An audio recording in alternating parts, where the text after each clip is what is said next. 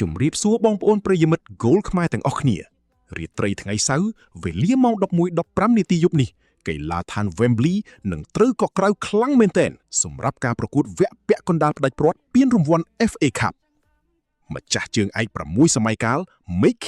Manchester City ត្រូវតតាំងជាមួយក្រុមអ្នកបរិសុទ្ធ Southampton ដែលកំពុងសាងភាពភ្ញាក់ផ្អើលពីលីកទី2តើបទពិសោធន៍របស់លោក Pep ឬមហិច្ឆតារបស់ Southampton នឹងឈ្នះកៅអីទៅវគ្គផ្ដាច់ព្រាត់តោះទៅតាមដានជាមួយ admin ទាំងអស់គ្នា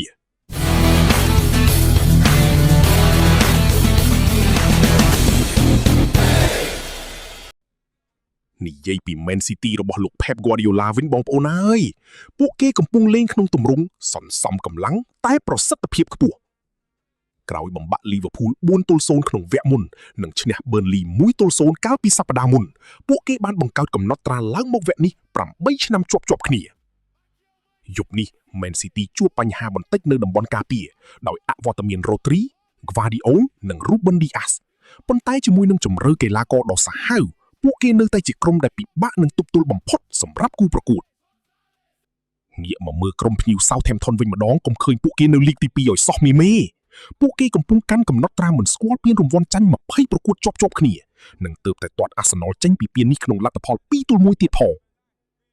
ជាមួយស្មារតីចង់លើកពាន FA Cup ក្នុងខួប50ឆ្នាំពួកគេនឹងលេងបដូរជីវិតជាតិជាមិនខាន